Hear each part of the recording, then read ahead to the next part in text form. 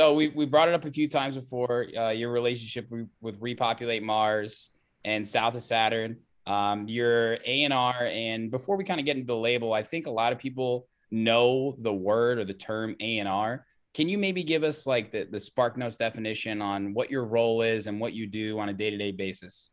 Yeah, for sure. So at A&R, I mean, yet again, it depends on, who you ask and what label. Everybody has their own kind of, jobs for it. But for me, it's like, I would say I'm the link between the artist and the label. Okay. So for, when it comes to releases, I'm the link. So my day to day, I listen to all the demos that we get in the demo box. So I listen to all of them.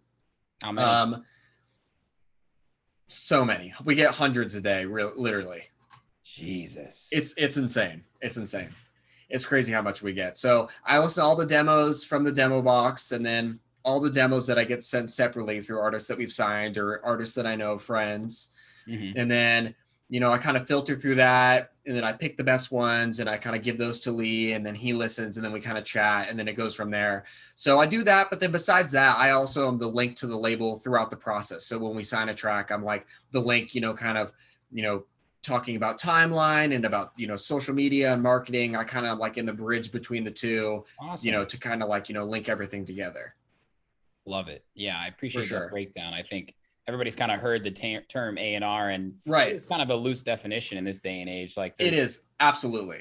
There's A&Rs for agencies. There's A&Rs for festivals. There's A&Rs for labels. Like there's A&Rs for A&Rs. Right. Right. And what does it really mean? I think, it definitely means it's something different for every label. But for me, it's like the demos and then the personal relationships, linking people to, form the releases. And then if the demos don't work out, kind of helping them to, get there on their next one and stuff like that, giving feedback and doing all that. Yeah, for sure. That's awesome, man. And I think you're the Merriam-Webster definition of it, honestly. Like there's no loose definition of what you're doing. And I appreciate it. Mad respect, bro, because I mean, it's just been so cool to see that label grow. Obviously, like I'm in Chicago. I've been here for six years now. And Lee is a totem in house here, bro, and like he's been doing it. Repopulate launched in 2016, South of Saturn in 2019. And I just want to read this quote about how he described the difference between the labels. And I don't know if you've heard this before, but it makes a lot of sense to me. For those that aren't familiar with the label, if you're not, please go fucking check it out right now. What are you doing? But he said, Mars is considered uninhabitable, but Saturn is not. Saturn is a dissonant place that some consider evil. South of Saturn features a rawer sound, little less polished and a little more experimental.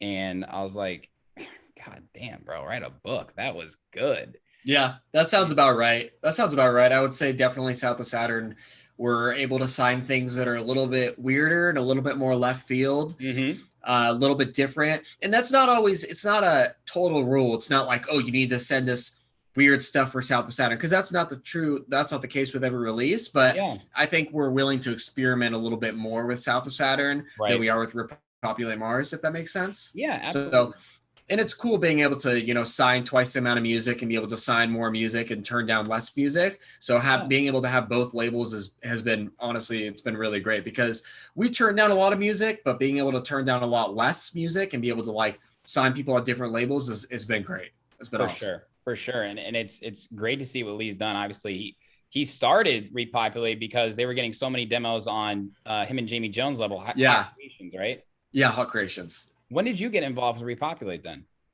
I got involved, I think it was 2017. Okay. So shortly after the start of the label, I actually played on Groove Cruise. Are you familiar? Groove Cruise? Yeah. I just interviewed Jason, bro, the CEO and founder. Yes. Great guy. Yeah. So I actually played on Groove Cruise in 2017, and I was like the smallest support act, on the lineup, and he was a headliner. Little tiny name. Like if you look, it's a huge difference in font. I'll tell you that much. So I was there, and I had met Lee one time before, actually on a previous Groove Cruise, because I'd been on Groove Cruise once as just like a fan or whatever, and I'd met Lee and we just hung out. Yeah. And then on the next Groove Cruise, we actually hung out, and like we're really kind of spending a lot of time together, like, bouncing around the different stages. Yeah. He came to my set, which was super nerve-wracking. Especially because I played the smallest stage and there wasn't that many, like probably 50 people there, which it was fun. I had a great time, but it was But he like showed up, and it was just funny because like he pulled up with me, and everybody's like looking like, oh, is that Lee Foss? And I'm like, all right. Like, he's looking over at Lee. I'm like, I'm DJing. Yeah. But no, it was cool. Then he like came to my set, and we just like chilled, partied, hung out all weekend. And then towards the end of the weekend, he was like, hey, like, I don't know if you're interested, but like I could definitely use some help, running this new label I started, Repopulate Mars. Would you be interested? I'm like, absolutely. Because at the time I was like, I'm DJing and producing, but I'm still obviously still have a job, and I was looking for a new job. So I was like, I'm super down.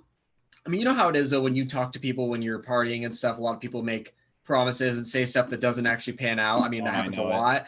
So I kind of, to be honest with you, I took it with a grain of salt. I was like, we'll see. So we get back to LA. I called him and I was like, was that real? He was like, absolutely, that's real. Like, come over next week and like, let's get started. And wow, that's how it went. Amazing. So basically, since inception, I mean, at least to say, since he needed the extra help.